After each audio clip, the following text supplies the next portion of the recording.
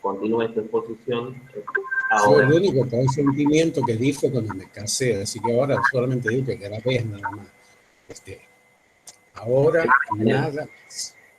Ningún consentimiento más, porque eso genera equívocos. Bueno, decía entonces, ya estamos grabando, Emanuel, que esta clase como que tiene dos momentos, un momento conceptual relativo a los contenidos y en particular a los textos expuestos de lectura obligatoria expuestos en el módulo para que haya una comprensión de su lectura. Las clases no tendrían sentido si nosotros venimos a repetir cosas que ya están en el módulo, ya están en la letra, ¿no?, de los textos.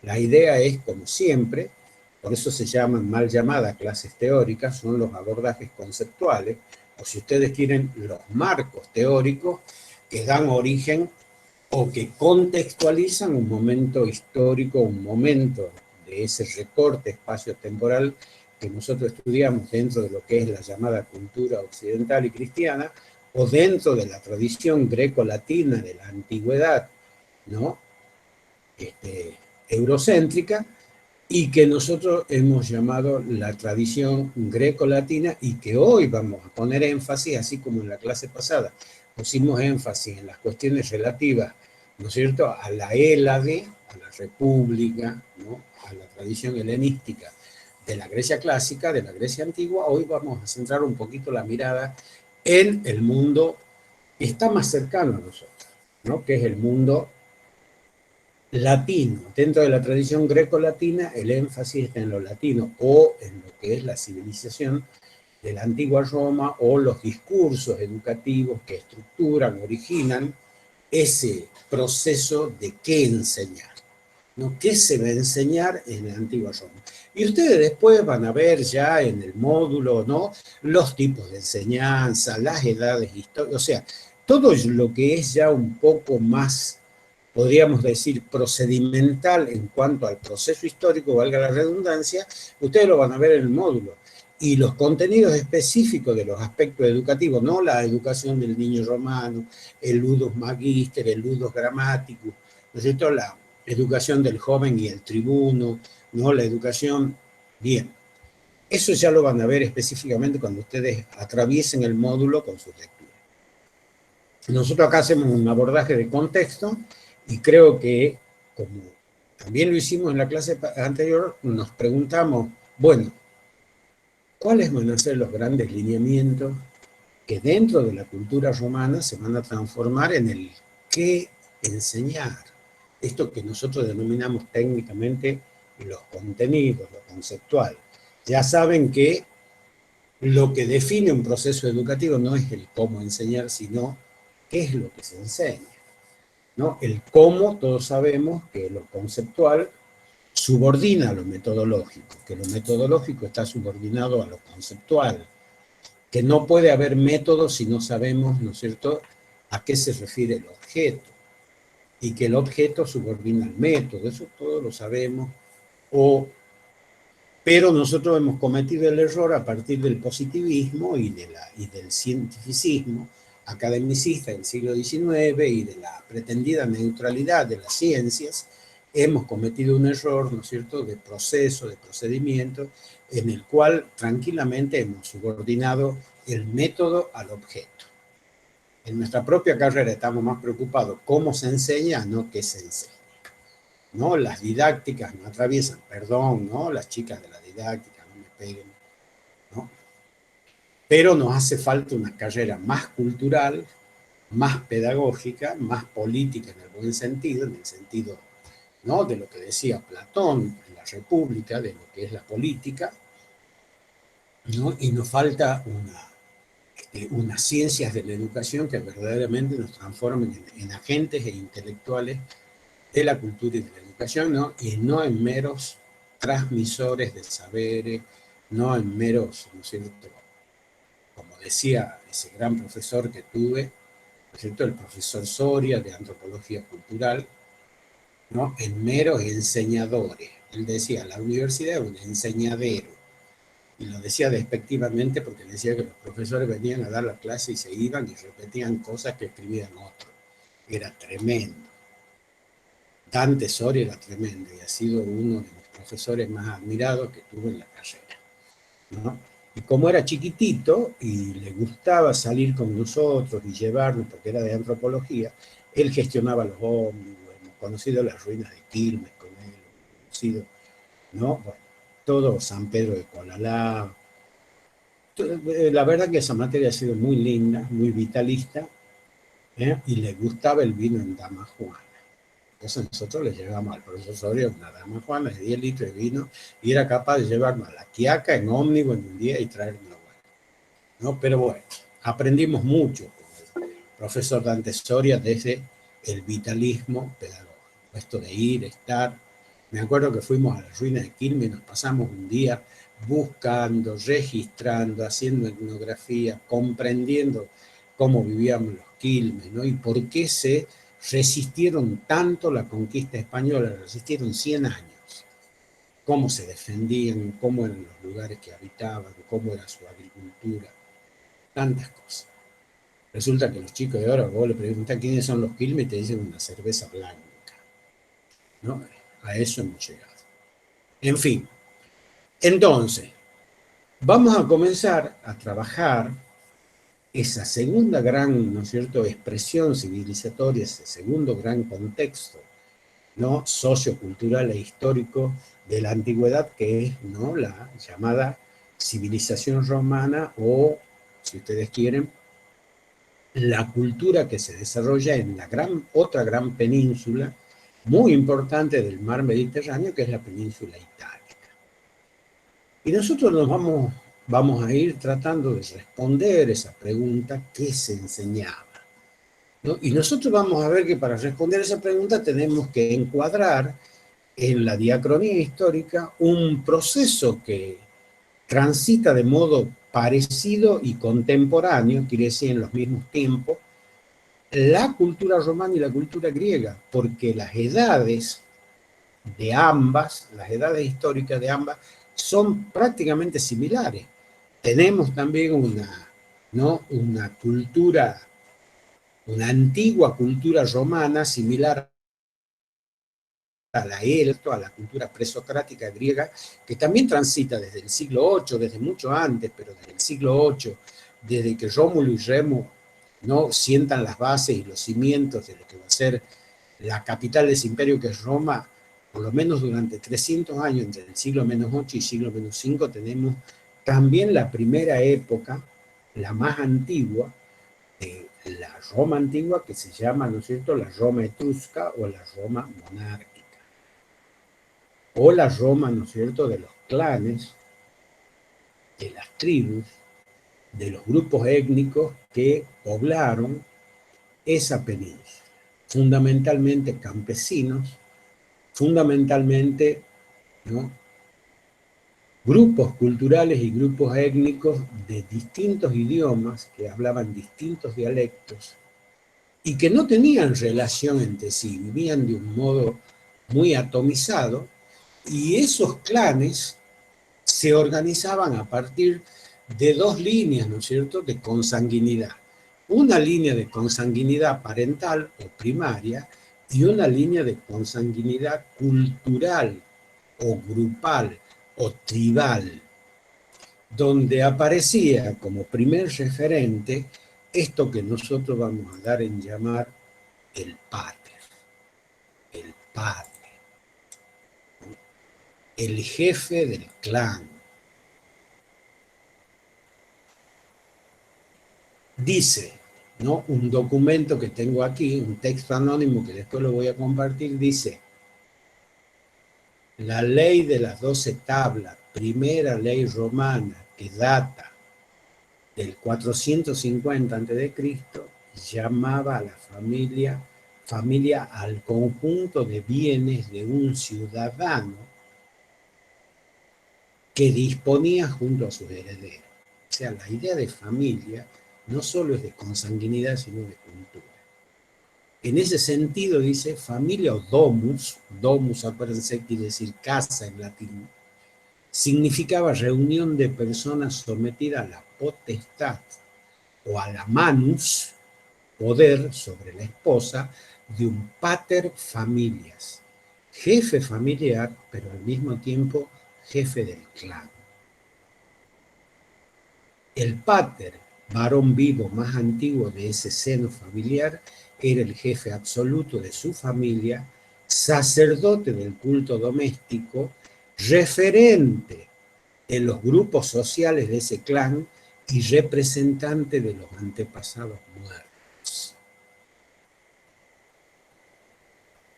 La familia era una unidad política, económica y religiosa, cuyos integrantes estaban vinculados entre sí por un vínculo civil, la agnación, el parentesco por vía masculina, constituyendo la familia un propio iure que incluía a todos los parientes unidos por un mismo pater.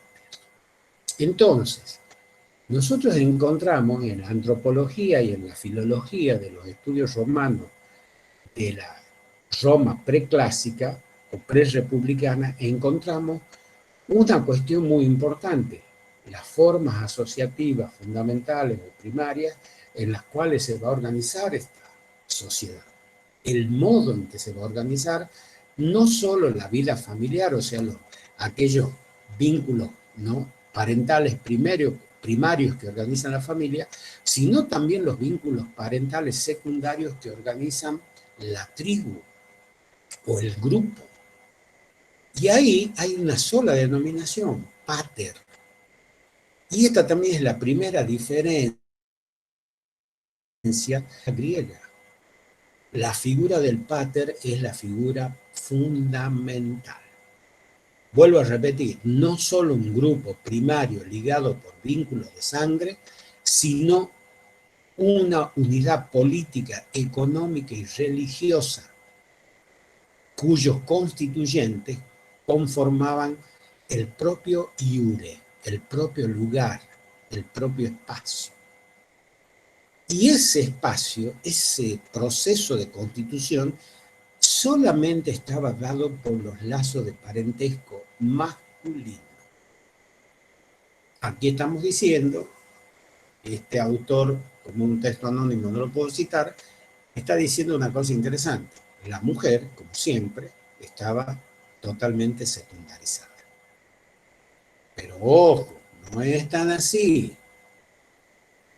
La mater, la matrona o la mujer, era quien secundaba, dice, el reinado del pater en la familia.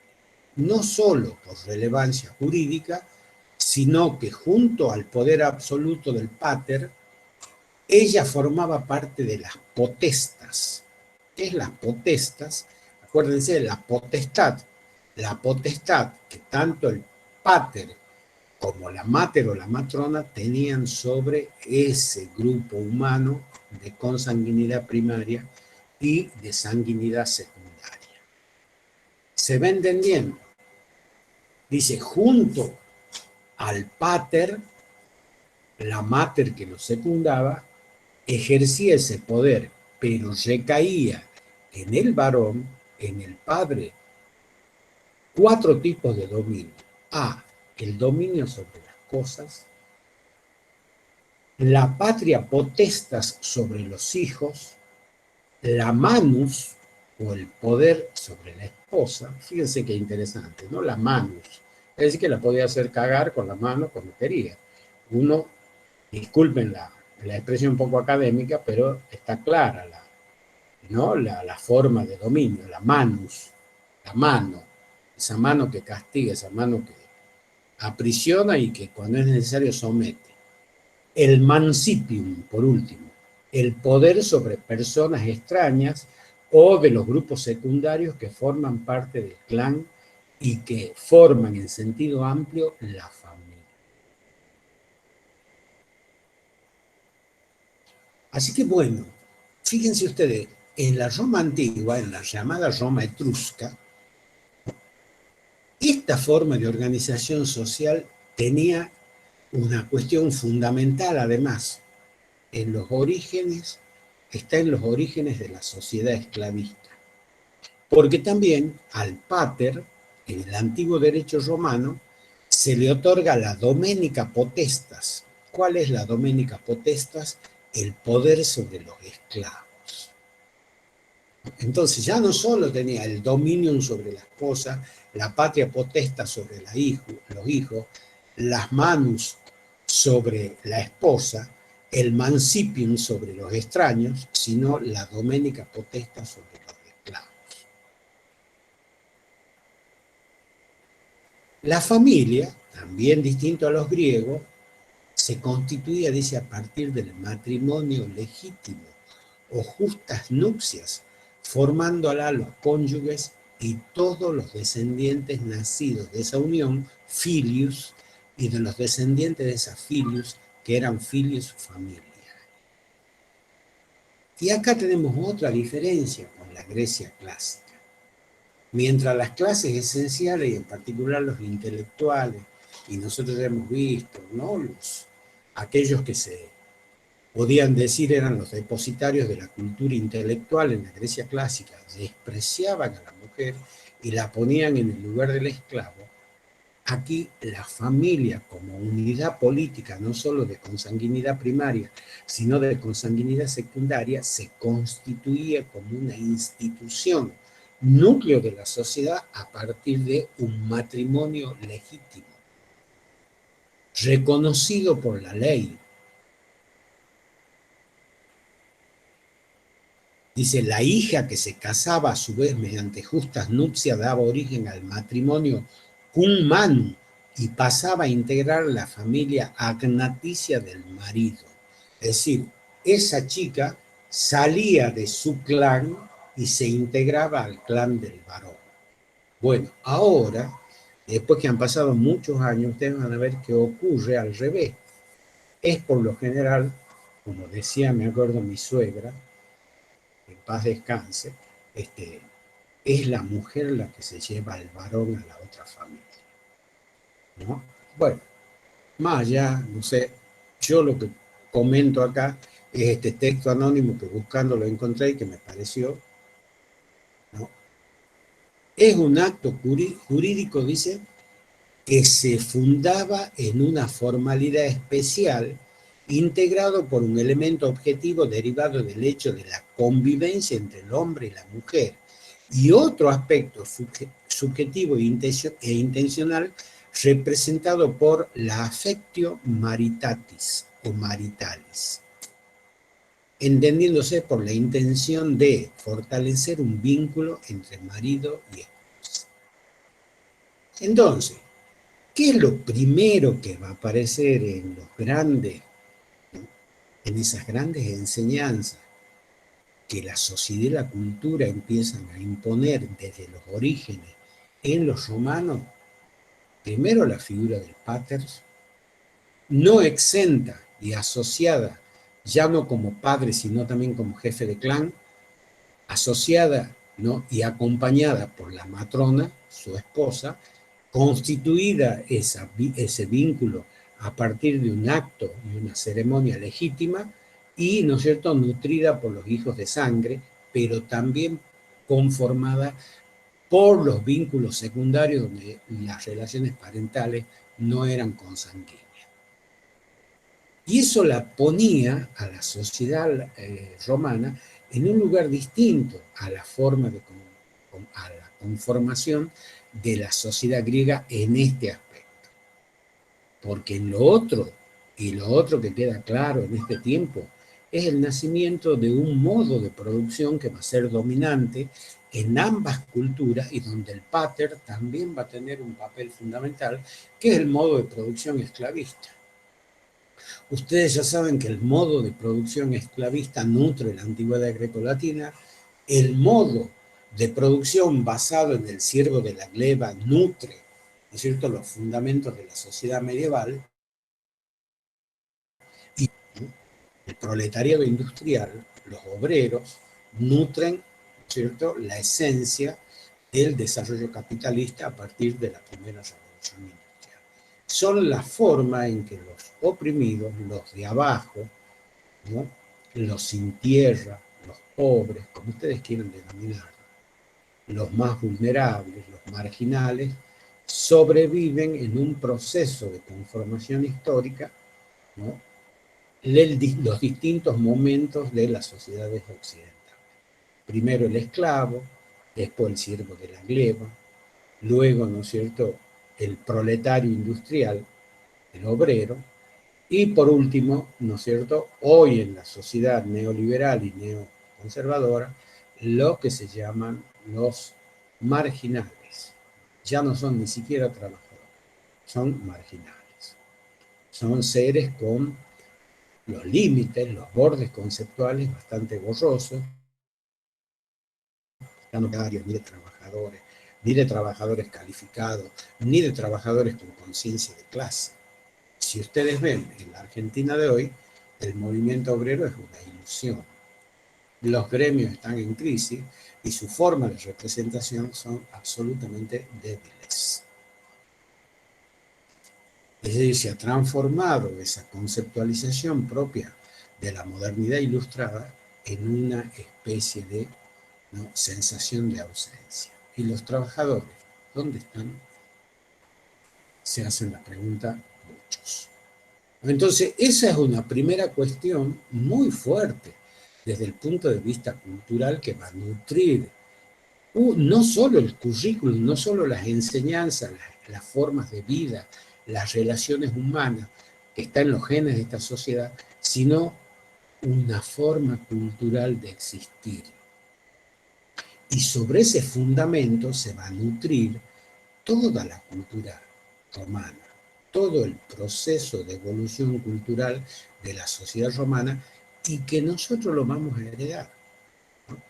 Esto que alguien podría decir, ¿dónde está el patriarcado? Bueno, los orígenes del patriarcado, tanto en el mal sentido de la palabra, este patriarcado excluyente, discriminatorio, machista, ¿no es cierto?, que inferioriza a la mujer y que la utiliza y la transforma en objeto y todo lo que ya sabemos, como así también la concepción de un pater amable, ¿no?, de un pater amoroso, de un pater que la pone a ella en un pie de igualdad porque siempre son y fueron iguales y serán iguales, y, ¿no es cierto?, gobierna y toma decisiones con ella. Así que no es una cuestión de calificar, pero sí de decir, bueno, ¿dónde encontramos los orígenes del patriarcado cuando nosotros estudiamos las sociedades occidentales? Por ejemplo, un dato está acá. No decimos que es universal, no decimos que es único, porque ya sabemos que en las ciencias sociales los universales no existen. Existe la casuística y los casos particulares.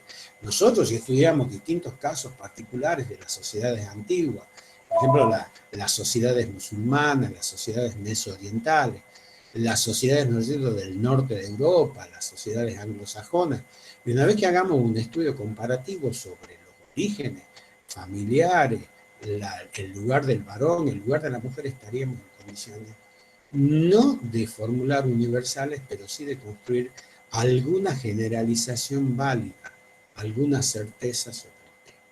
Ya saben que las ciencias sociales carece de universales y carece, ¿no es cierto?, de generalizaciones peligrosas. Nosotros no decimos que el origen del patriarcado está acá, decimos que uno de los posibles orígenes de ese patriarcado excluyente, discriminatorio, que subordina a la mujer y que castiga a la mujer con la manus, acuérdense el poder que le da sobre ella, estaría acá. Y lo decimos como formulación hipotética para que esa hipótesis reflexiva nos ayude a pensar, nos ayude, ¿no es cierto?, a trabajar uno de los conceptos que tan en boga se han puesto, que tanto se repiten, sin que sepamos de dónde viene y que con tan, ¿no es cierto?, con tanta libido de repente es patriarcal, todo de repente, no es así.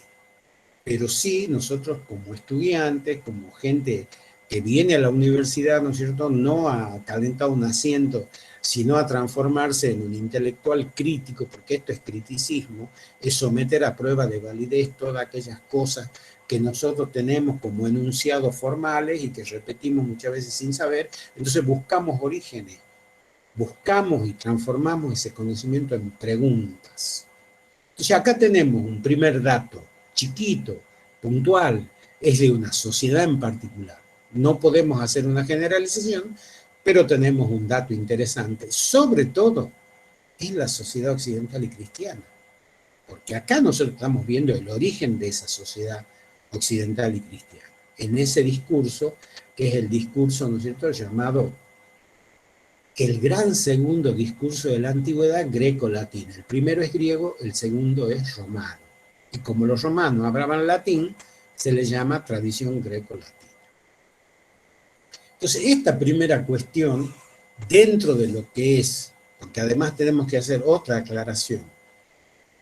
Si nosotros pensamos que la educación romana se basaba en contenidos formales todavía, en la Roma antigua o en la Roma etrusca, o en la Roma llamada monárquica, estamos locos. No existían las escuelas. No existían formas de educación cósmica, formas de educación informales, formas de educación familiar, formas de educación parentales, grupales o tribales, o étnicas, porque estaban vinculadas a la producción, a la tierra, a las formas de habitar una tierra, a las formas de adaptarse a un medio, porque ustedes no se olviden que ese mundo peninsular de la antigüedad etrusca estaba formada primero por pescadores, tanto del Adriático como, ¿no es cierto?, del Egeo. No, perdón, el Egeo está en la otra península del Adriático y ya me voy a acordar del otro mar que lo rodea, el Tirreno, ¿no es cierto? Y vamos a ver cómo, a su vez, no solo estaba formado por pescadores, sino por comerciantes, por campesinos y por esclavos y siervos. Entonces, tenemos una sociedad compleja que en los orígenes nos muestra a nosotros un modo de producción definido, una forma cultural, una fórmula de vínculo parental, primario y secundario, y figuras arquetípicas que son parte de esta forma de organización social que va a predominar después, ya no solo en la antigüedad etrusca o monárquica, sino también en las segundas dos edades de la tradición romana, que es la Roma clásica o la llamada Roma republicana, ¿no es cierto?, y luego en la Roma imperial. Y la segunda, entonces, nosotros entonces cuando ya llegamos al siglo V, cuando ya estamos en el siglo V, Roma comienza a transformarse en una enorme urbe, en la capital no política, pero sí en la capital cultural, en la capital comercial, en un lugar, ¿no es cierto?, privilegiado, donde se conecta comercialmente y por las vías navegables propias de ese hermoso lago que es el mar Mediterráneo, con el norte de África, con, ¿no es cierto?, la península, la tercera península del mar Mediterráneo, que es la península ibérica. Primero tenemos la península griega, luego tenemos la península itálica y ahora la península ibérica, con los pueblos del norte de Italia, ¿no?, con los mismos pueblos griegos, con los pueblos norafricanos, a establecer un extraordinario intercambio, proceso de intercambio comercial, Roma con Cartago, y todo el sur de la península Italia, Sicilia, todo lo que es la Italia más meridional va a estar fuertemente vinculada al comercio con asirios, con caldeos, con fenicios, igual que los griegos. Entonces, también van a ser sociedades que, producto de esa transformación cultural que implica el intercambio comercial, porque ya saben ustedes que no solo se compran y venden baratijas y mercancías, sino también se compra y se vende cultura, lengua, hábitos, idiomas, formas de consumir, formas de vestirse, ¿no? Entonces, en ese proceso de intercambio, Roma ingresa a otro momento histórico, que es el momento de la Roma republicana, donde se fortalecen las instituciones, se definen formas de gobierno de un proceso histórico donde el crecimiento de esta sociedad le exige nuevas formas de organización social. Y ahí ustedes también van a estudiar la educación del niño romano, las formas de escolaridad, cómo esa escolaridad está dada en 3 niveles, ¿no? Como les decía, el niño, el adolescente y el adulto. Y cómo esa Roma va a buscar una forma de organización política que es la república, eligiendo, ¿no es cierto?, a través de sistemas de representación indirecta y del paso de una especie de democracia, ¿no es cierto?, totalmente interpelativa que predominaba en la Roma etrusca a un proceso de democracia representativa que va a predominar en la república.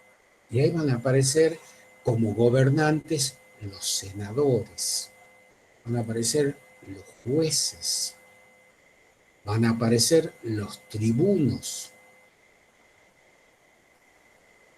Entonces, en esa forma de organización social, ya los saberes son otros. Ya aparece una Roma que ha desarrollado su idioma fundamental, su lengua fundamental, el latín, ya no solo en el plano hablado, en el plano oral, sino en el plano escrito. Ya va a aparecer un señor que se llama Licurgo, ¿no? Va a aparecer otro señor, ¿no es cierto?, que se llama Plutarco. Van a aparecer los grandes historiadores de Roma y van a comenzar a escribir, entre otras cosas, a través de esa lengua que es el latín, y a partir del desarrollo de una cultura fundada en la letra escrita, van a empezar a aparecer los grandes relatos de esa Roma. Va a aparecer un Quintiliano en la educación, ¿no? Cuando cuando recién hablaba de Plutarco y su libro Vidas Paralelas, va a aparecer la historia de Roma en un primer formato biográfico, la historia de Roma. En Licurgo van a aparecer los orígenes del derecho romano y se van a sentar las bases de todo lo que se entiende como los códigos de convivencia social. Y entonces hay un señor, ¿no?, que nos va a decir, y bueno, ¿cómo se llama este conjunto? Él va a decir, se llaman las humanitas romanas. ¿Y qué son las humanitas romanas? Fíjense.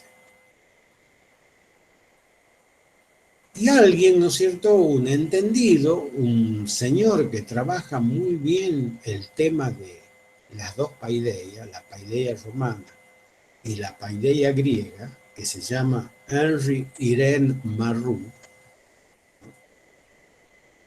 y que tiene un libro extraordinario sobre historia de la educación en la antigüedad, él va a decir que tanto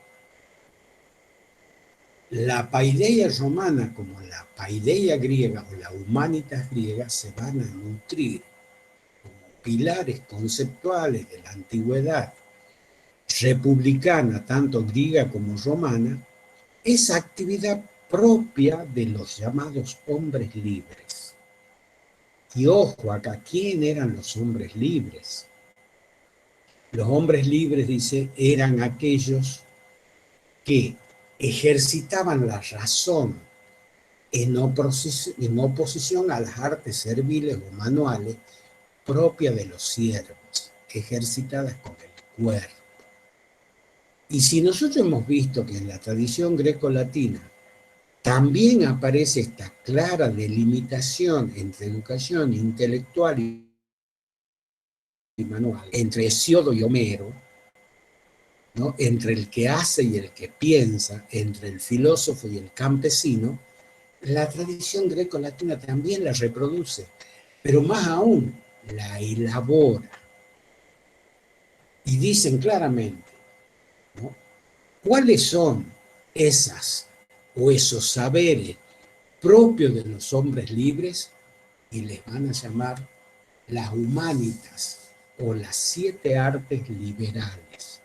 ¿Por qué liberales? Porque la practican hombres libres.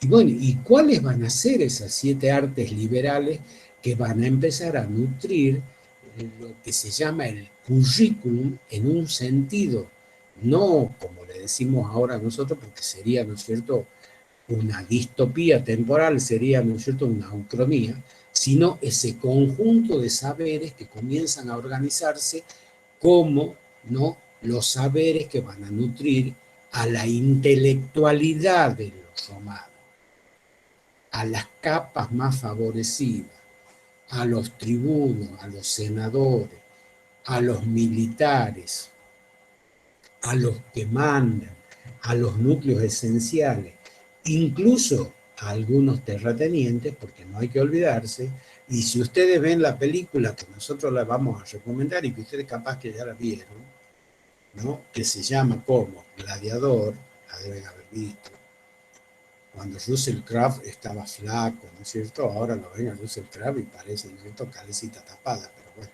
eso ya es otra historia. Tiene que ver con la decadencia del tiempo. Y ahí van a ver cómo esas artes ejercidas por la razón y que se oponían a las artes serviles propias de los siervos o los esclavos, que se ejercitaban con el cuerpo, van a ser 7 artes. Primero, dice, la gramática, la retórica y la dialéctica, que formaban el trivium. Trivium quiere decir 3 en latín, y que se conocen como las artes del decir. Y fíjense, la gramática y la retórica y también la dialéctica ya la profesaban, ya la practicaban, ya la enseñaban. ¿Quiénes? Los sofistas en Grecia. Entonces fíjense la sinonimia histórica que existe entre ambas sociedades. No las podemos nosotros, ¿no?, escindir. ¿Qué era el arte del decir? Dice. ¿Qué era el arte del decir? El saber, nada más y nada menos que saber leer y escribir, pero también saber oratoria y también saber retórica. El arte del decir. También se le llama las ciencias básicas, o también en sus estudios posteriores sobre el trivium y el quadrivium, ¿no es cierto?, Duns Scotus, el mismo, ¿no es cierto?, San Agustín de Hipona, y luego en la medievalidad más Santo Tomás, van a hablar de las ciencias del lenguaje o en las ciencias de la lógica argumentativa, en las ciencias, ¿no es cierto?, vinculadas a las formas de razonamiento. Bueno, nosotros qué decimos de ese lenguaje escrito, que es ese lenguaje el que nos permite acceder al pensamiento simbólico, ¿no?, a la dimensión más profunda y más abstracta del saber, que es el pensamiento simbólico. Otros le llaman la imaginación, o si ustedes quieren, a las formas cognitivas más complejas del discurso de la realidad representado simbólicamente.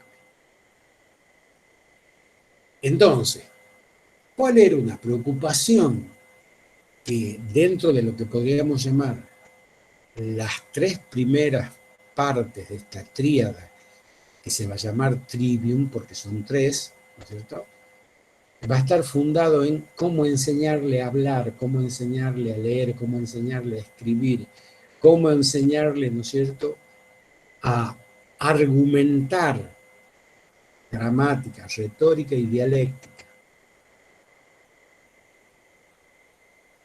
¿A quién? Al pueblo, a los niños.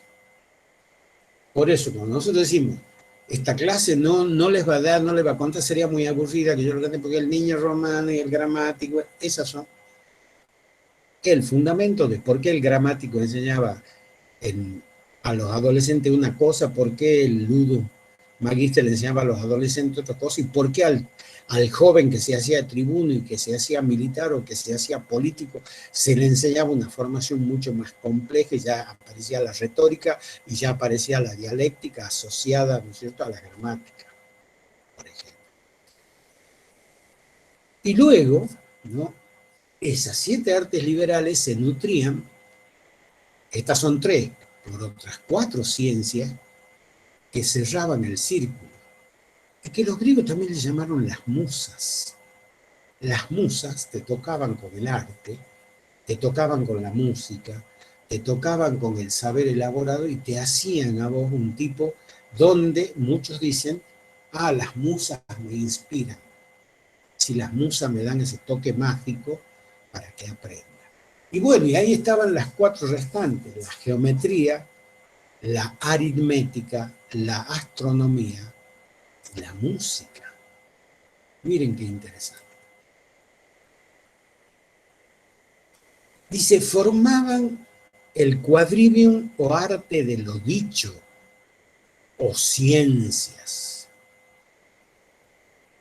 ¿No? Fíjense qué interesante, porque a geometría, aritmética y astronomía estaba metida la música, pero la música, todos sabemos, no son sonidos, es un lenguaje expresivo, tiene una lógica y es una ciencia,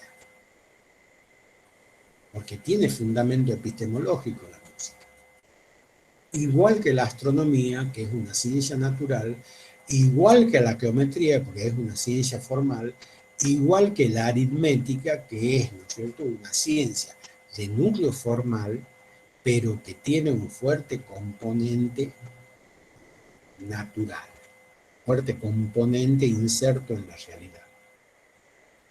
Entonces nosotros tenemos que ahí se cierre el círculo de los elementos ordenadores, de los elementos que convergen, de los elementos que nutren el currículum de la tradición greco-latina en los tres momentos de la enseñanza republicana.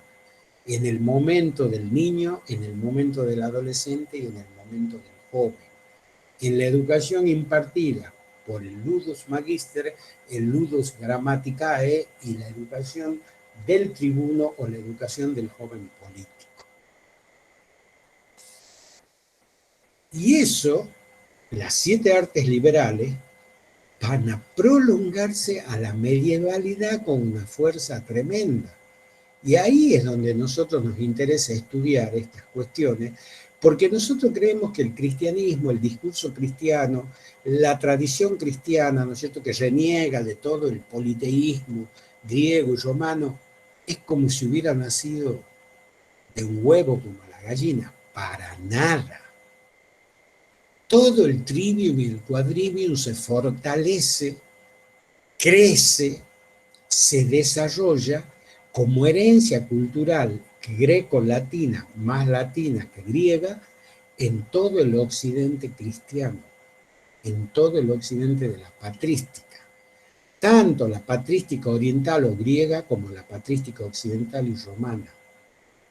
Es falso que el cristianismo no abreva en las tradiciones llamadas paganas y politeístas antiguas, sino todo lo contrario. Dice, las materias del trivium, estoy citando, ¿no es cierto?, a San Agustín de Hipona, también llamadas artes sermocinales, comprenden el conocimiento de la gramática, la retórica y la dialéctica y representan el aprendizaje de la lengua latina. Y esto ya lo dice, ¿no es cierto?, un señor que se llama Domingo Gundisalvo en el siglo IV, en el mismo siglo en que existe San Isidoro de Sevilla, otro de los grandes intelectuales de la medievalidad temprana que transforma al trivium y al quadrivium en las maneras específicas de enseñar los saberes escolares de las ciencias formales de lo que se conoce como la educación de la medievalidad.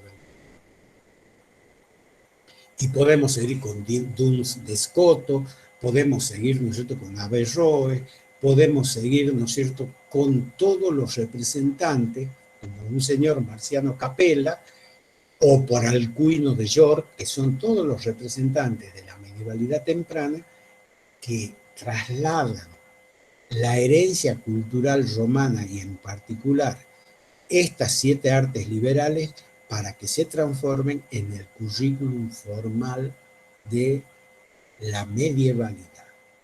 Entonces, la tradición greco-latina está influye fuertemente en la tradición medieval temprana y tardía. No hay ruptura, hay continuidad.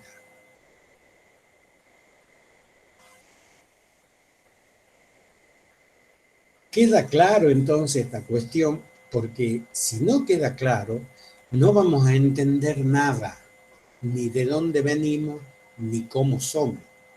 ¿Y qué falta agregarle acá a estas artes liberales cuando la república se transforma en imperio?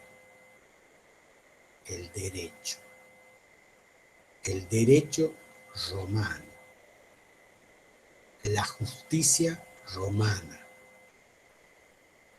que se aplicaba sobre los grandes territorios conquistados por el ejército romano, porque en una de las preguntas del módulo nosotros le decimos cuál es la diferencia entre una república y un imperio. Bueno, una república es aquella forma de organización social donde los que habitan esa república viven de sí mismos, se nutren a sí mismos, se desarrollan a sí mismos. Y una república se transforma en imperio cuando a partir de formas de opresión, de formas de dominación, que puede ser material o cultural, sojuzgan pueblos, someten pueblos y los transforman en esclavos o en tributarios, ¿no? O en mano de obra. Los someten a su voluntad, que es lo que hizo Roma cuando después de la muerte de César en el 112 a.C., deja de ser una república y la muerte simbólica de César, el asesinato de César, porque César a sí mismo se transforma en emperador y vulnera las condiciones, pero al mismo tiempo que dice, Roma no puede vivir de sí misma, Roma necesita de otros territorios, necesita de otras culturas que sean sojuzgadas en beneficio y los intereses de Roma, porque Roma es grande, porque Roma es única y tiene las legiones, tiene los ejércitos, tiene el poder económico y militar para hacerlo. Y ahí entramos en la tercera etapa de la cultura y de la sociedad romana, donde ya dejó de ser una república, un proceso de conformación social y política endógeno, encerrado en sí mismo, para transformarse en un imperio, para romper sus límites republicanos y comenzar a anexionar territorios, a someter territorios, a someter cultura, a someter pueblos. Y como todos sabemos, chicos y chicas, este proceso no solo es material, no solo se le impone el dominio militar, lo que se llama la violencia simbólica o lo que se llama la violencia material, o lo que se llama, ¿no es cierto?, la violencia dada por la imposición de las armas, sino también aparece el reaseguro fundamental de todo proceso de conquista y colonización de pueblos sometidos, que se conoce como la conquista espiritual, o la llamada, ¿no es cierto?, colonización cultural, o la imposición de las formas de vida, de las formas de culturas, de la lengua, del derecho, de trabajo, la construcción de un imaginario, ¿no?, donde el lenguaje del amo se impone sobre el esclavo, y donde el objetivo fundamental de ese proceso de dominio no es solamente transformar un esclavo como esclavo en sí mismo, sino convencerlo de que es esclavo. Y la peor de las esclavitudes no es tener solamente la condición de esclavo, sino la peor de las esclavitudes cuando yo mentalmente me asumo como esclavo. Es cuando el esclavo se apropia del discurso del amo. Es lo que pasa en este país cuando la clase media se apropia del discurso de aquellos que son los poderosos. Se cree poderosa, pero no es. Es la clase media. Entonces, nosotros tenemos que ver que acá aparece un fenómeno sumamente rico en la cultura occidental y cristiana, cuando tanto Grecia con Alejandro como Roma con Julio César pasan de repúblicas a imperios. Y en el caso, fíjense, de Grecia, ¿por qué se llama la Grecia helenística? Porque toda la paideia griega, toda la cultura griega, Alejandro la impone por la fuerza. el idioma, la cultura, los filósofos, la manera de vivir, las relaciones sociales de producción, de trabajo, todo lo que es la cultura, la lengua. Los Ptolomeos, esa gran dinastía, ¿no es cierto?, de sabios egipcios que vivió en el siglo casi 3 después del Imperio Romano, seguían hablando griego, seguían considerando al griego el lenguaje universal. Y la misma Roma, después de conquistar Grecia, va a sucumbir ante su cultura. Y ahí se va a producir un hecho inusual en la antigüedad. Así como Roma conquista materialmente y militarmente y anexa los territorios de Grecia y los somete a su voluntad en el siglo previo al nacimiento de Cristo, casi en el siglo cero, así la cultura romana la cultura griega los somete a los romanos. Los romanos, que eran deslumbrados por la cultura griega, eran deslumbrados hasta por sus esclavos, quedan deslumbrados por su literatura, quedan deslumbrados por su teatro, quedan deslumbrados por su filosofía, quedan deslumbrados por su ciencia. Y es el único caso histórico atípico en la antigüedad donde un pueblo sometido materialmente conquista espiritualmente a su dominador. No sé si lo entienden al concepto. Y si no lo entienden, en la clase del martes lo vamos a aclarar. Con esto, ¿qué también puedo decir? Tampoco es una regla universal, tampoco es universal decir que todo pueblo conquistado acepta el doble proceso de conquista, el proceso de conquista material y el proceso de conquista espiritual. En el caso de la antigüedad grecolatina se da una interesante paradoja donde las legiones romanas someten militarmente al pueblo griego, pero sucumben culturalmente ante la extraordinaria cultura griega y lejos de destruirla, adoptan su filosofía, adoptan su ciencia, adoptan su lenguaje, importan profesores griegos, traen sabios e intelectuales griegos y también traen esclavos griegos, los paedagogos, esos chicos que llevaban a la escuela para que sean maestros de sus hijos romanos. Es muy interesante esta especie de paradoja, contradicción, o un par no dialéctico, o un par antitético, donde un pueblo conquistado se transforma en foco cultural del pueblo conquistado. Y así, a partir de esta doble simbiosis, nosotros comenzamos a hablar de la tradición greco-latina. Una tradición que se va a imponer con el Imperio Romano, habiendo adoptado la cultura griega, a los clásicos griegos, todo lo que ya he dicho, para transformar en un enorme imperio, en el imperio más grande y poderoso de la antigüedad en Occidente, y que va a durar desde el siglo -1 a.C. hasta el 476 después de Cristo. Y en el medio, chicos, está el nacimiento de Cristo y el advenimiento del cristianismo. Entonces, ¿cómo no vamos a estudiar esto? Si nosotros somos muchos, vamos a la iglesia, nos hincamos y nos hacemos la señal del arcoíris y decimos somos occidentales y cristianos y no sabemos un carajo de dónde venimos.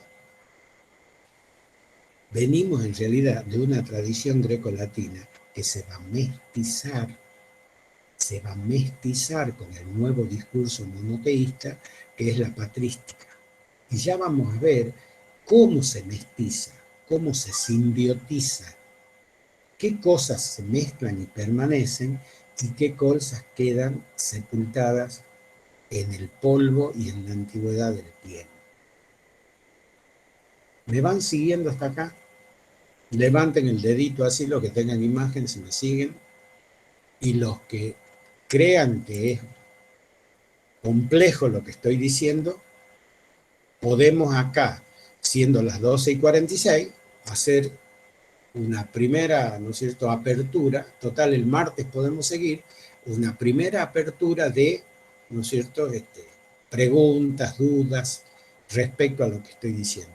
Ya no queda decir mucho, Ya queda decir, ¿no es cierto?, cómo fue el desarrollo imperial de esos procesos educacionales fundadas en estas concepciones de educación. Faltaría decir un poco más sobre el derecho, sobre los modos de vida de la tradición romana, sobre todo en el plano intelectual, ¿no? De lo que aportó, bueno, un poquito los educadores, los historiadores, que los cité, pero no desarrollé mucho. Pero yo creo que lo esencial está dicho para que ustedes entiendan cuando lean los materiales de lectura del módulo.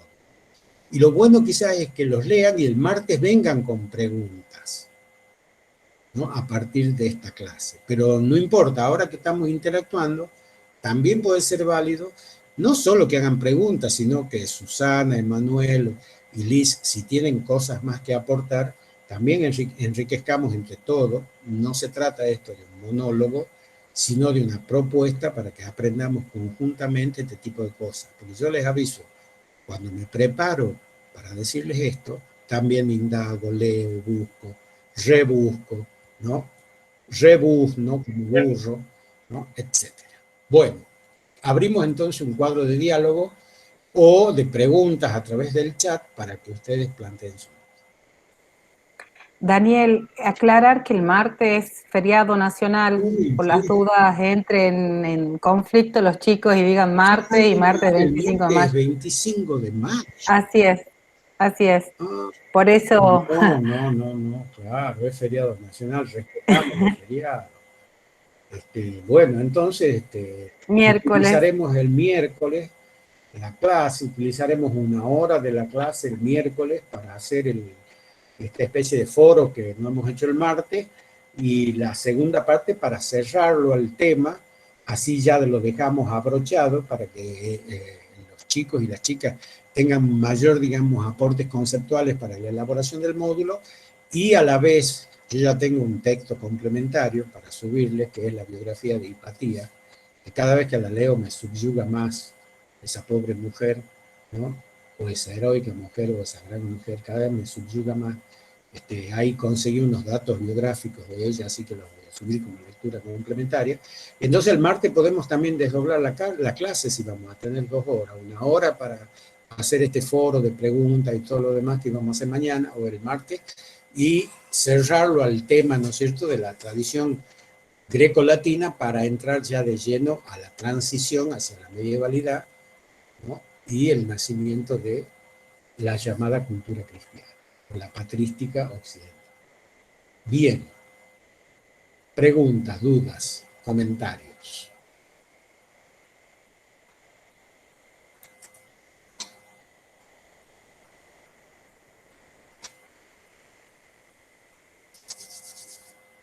Están callados. ¿Qué pasa? ¿Tanto miedo le tienen al pater? Por favor, ¿no? No, para nada, profe, para nada.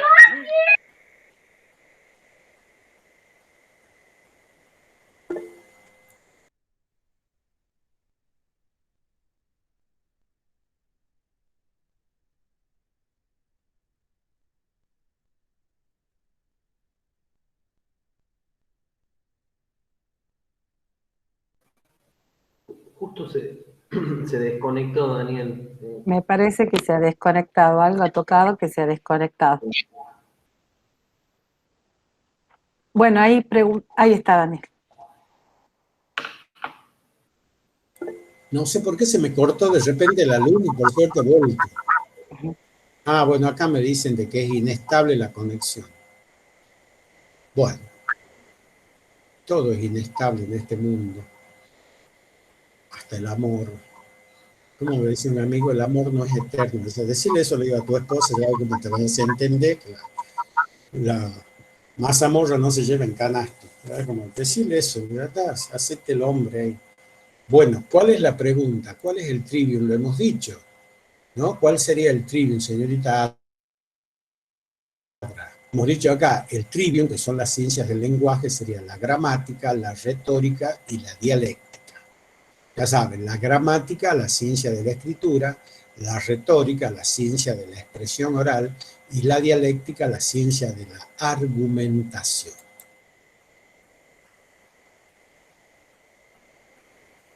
¿Está claro ahí la respuesta?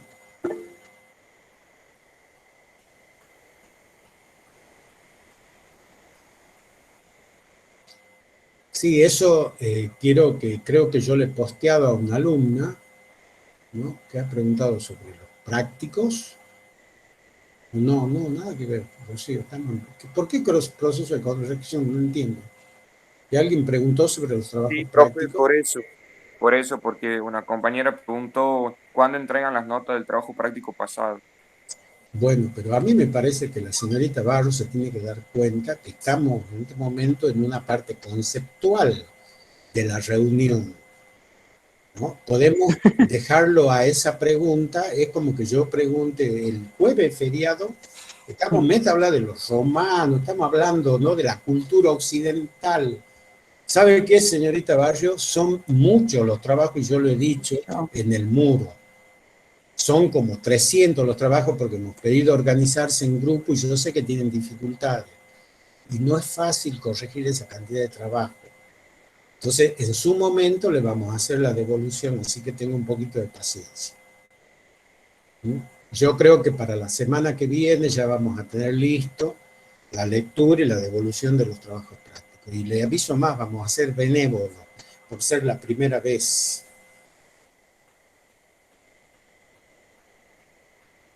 Bien, señorita Medina, volvemos entonces a la pregunta.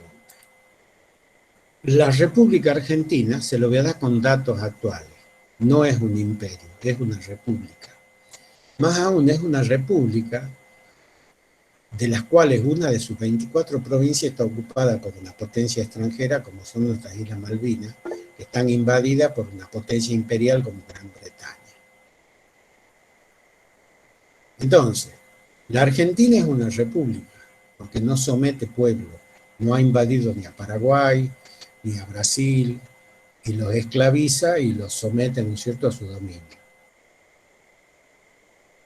Estados Unidos, Francia, los países del primer mundo, después de la primera revolución industrial, establecieron sometimientos de tipo económico o político para incorporar forzadamente, para someter a sus dominios otros pueblos del mundo, otras economías del mundo, otros lugares del mundo.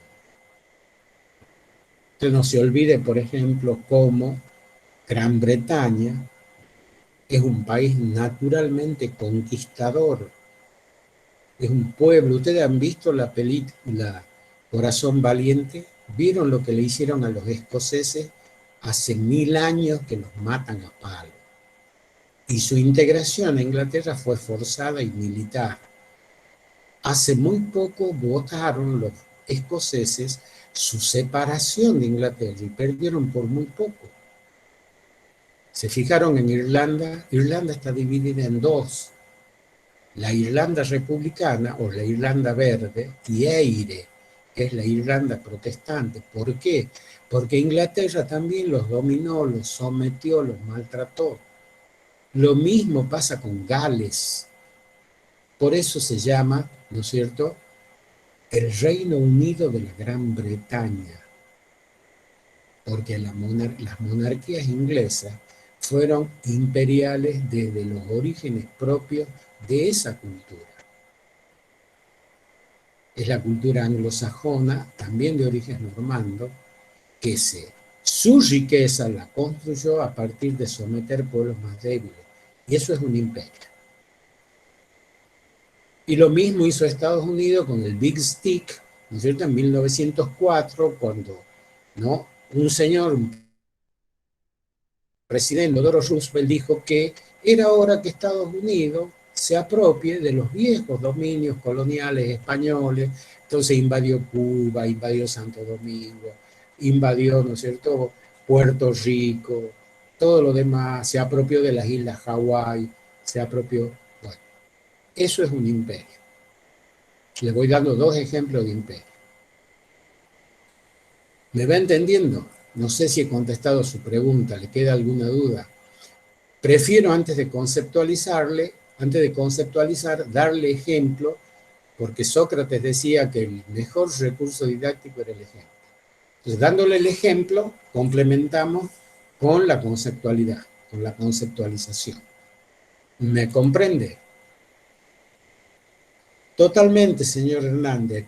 Piratas, filibusteros, ladrones, tienen todo, ¿no es cierto? Usted se olvida, traficantes de esclavos. La riqueza de Inglaterra, la riqueza de Francia, la riqueza de Portugal, la riqueza de los imperios occidentales está fundada, por ejemplo, en el tráfico de esclavos, en el esclavismo. Eso está asociado al colonialismo y está asociado al imperialismo. El imperialismo es este fenómeno que estamos hablando, que es el fenómeno romano. ¿Ustedes han visto la película Gladiador? ¿Cómo empieza la película Gladiador? Bueno, esa película es la que le vamos a sugerir que vean ahora, ¿no?, en el módulo como un complemento. ¿Cómo empieza? Porque el dominio de los pueblos teutones. ¿Cómo empieza la película? Con el enfrentamiento entre las tribus y culturas de la llamada región teutona, que hoy es Alemania. ¿Y cómo empieza la película? Con una batalla feroz. Y luchan campesinos, que no son pueblos que tienen ejércitos regulares, sino formaciones sociales irregulares, tribales, contra las legiones romanas, que son un ejército mecanizado, un ejército con armas sofisticadas para ese tiempo y que embiste contra esos pueblos. No sé si se entiende. Y como les decía, detrás de la espada venía el latín, detrás de la espada venía Plutarco, detrás de la espada venía el derecho romano, detrás de la espada venía, ¿no es cierto?, todo lo que es la colonización cultural. Ustedes acuérdense que Poncio Pilato, el tipo ese que se lavó las manos antes de Jesucristo, porque los romanos no eran tontos cuando les convenía. Cuando ellos veían una situación conflictiva, ahí se retiraban. ¿Qué es lo que hizo Poncio Pilato? Cuando le preguntan, ¿usted lo va a juzgar a este vago, a este sujeto histórico llamado Jesucristo, que es un revolucionario, que se enfrenta al imperio más poderoso del mundo con un grupo de pescadores, que predica que la palabra, que hay una idea que es la resurrección, que es una idea de esperanza para los pobres,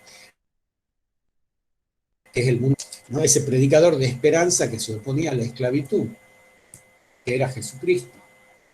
Bueno, entonces, ¿qué dice Poncio Pilato? No, yo no lo voy a juzgar con la lex romana, que lo juzguen los fariseos con la ley judía. Bueno, nosotros aprendemos esas cosas de la Biblia, pero no lo aprendemos de la historia.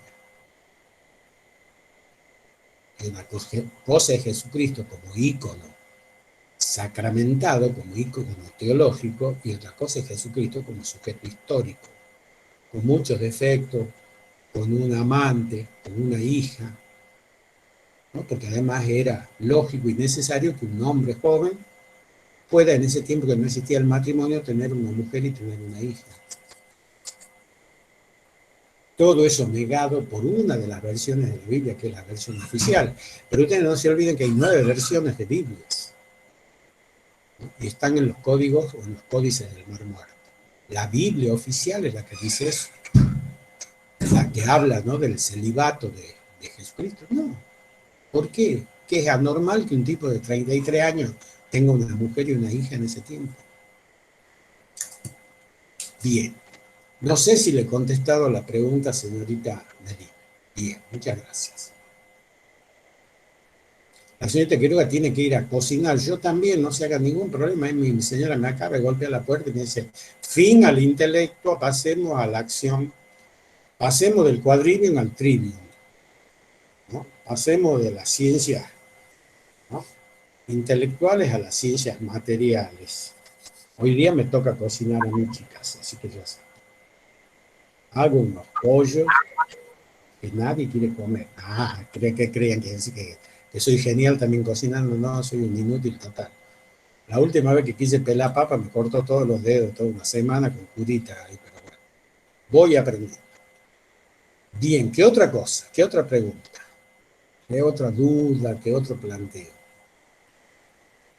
Ahí quizás un poco también para aportar, cuál era la diferencia entre república e imperio, una mirada institucional en torno a las formas de gobierno, tendría que ver con que la República Romana se caracterizaba por tener instituciones que, si bien no eran las instituciones que posteriormente vamos a ver en el siglo XVIII, que hoy conocemos la distribución del poder del Estado en esos tres poderes, legislativo, ejecutivo y judicial, sí en la antigua Roma existían de algún modo instituciones que contrarrestaban ese poder a través de un establecimiento constitucional muy precario que establecía entre el Senado y las legislaturas que existían, a diferencia del imperio, donde el poder tiende a concentrarse en una sola persona,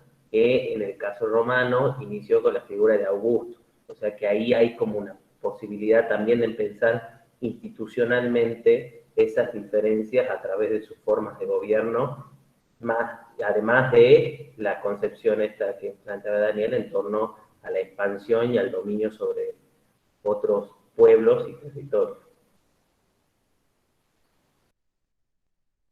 Esto que decís vos, Emanuel, también nos plantea otra cuestión ya planteada por Platón en la República, y es cuando vos instituís cuerpos colectivos de gobierno o cuerpos representativos de gobierno y que se funden en una sola persona, en este caso el emperador, ¿no? Porque esa es la otra diferencia, ¿no? Pasás de una concepción colectiva de gobierno y de una concepción donde, en el caso de Grecia, el demos y sus representantes articulaban, ¿no?, un encuentro de democracia llamada interpelativa, donde era democracia directa, el pueblo frente a sus gobernantes, a un modelo en la República de democracia representativa, el pueblo gobernado a través de sus representantes, pero que no dejaba de ser interpelativo, y cuando pasamos al imperio, todo eso queda en la sombra y el poder se sintetiza en una familia, en una dinastía y en una persona.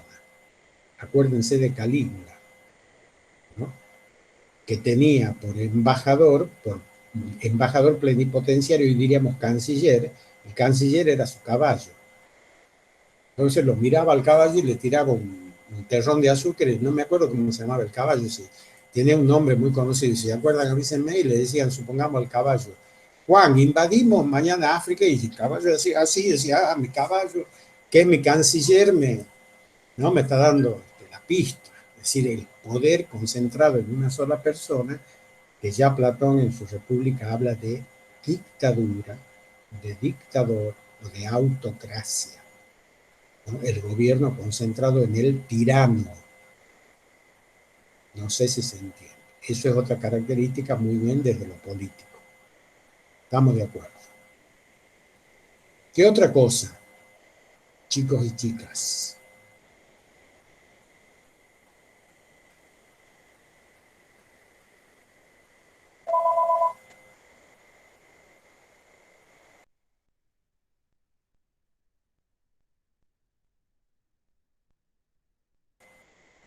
Nada, estamos, parece bien. Bueno, han comprendido, supongo. ¿Les sirve esto? Es otra cosa que me interesa saber. ¿Les sirve eso? Bueno, con esto vayan al módulo, vayan a la lectura de los módulos. Ahora voy a colgar el complemento, que es una biografía bien interesante de Hipatia, me pareció muy interesante. No todo lo que produce Wikipedia, les aviso, es Sarasa, ¿no? Sanata, mucho es Sanata, pero hay cosas de Wikipedia que cuando tienen una raíz al pie, cuando tienen los investigadores que lo hacen, son interesantes.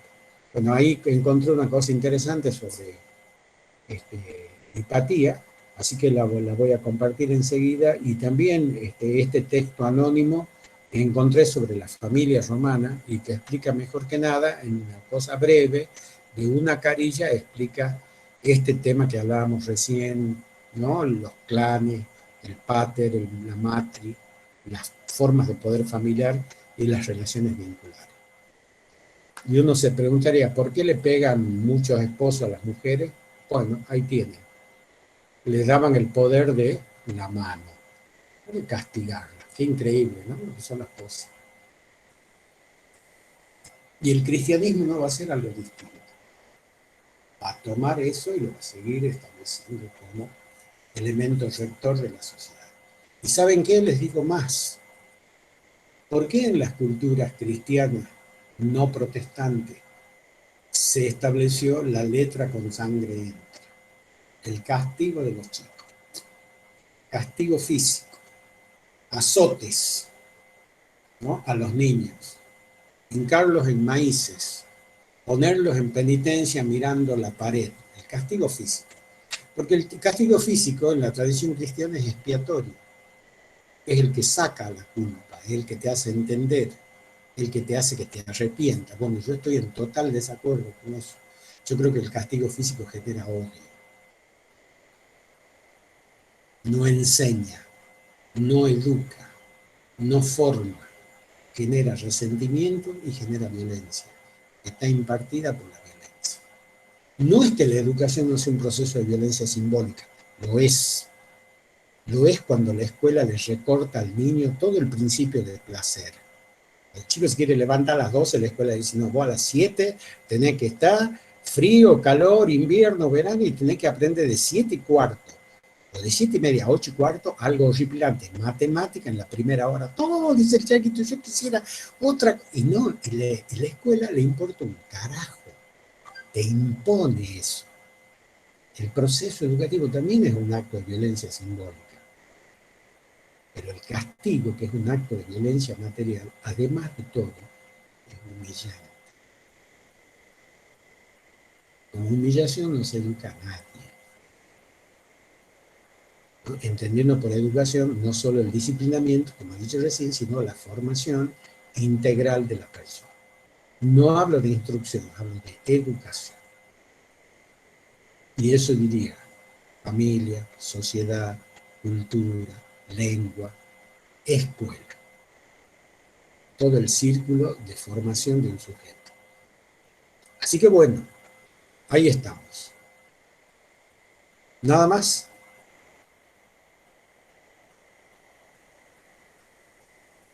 Nada más, profe, muchas gracias.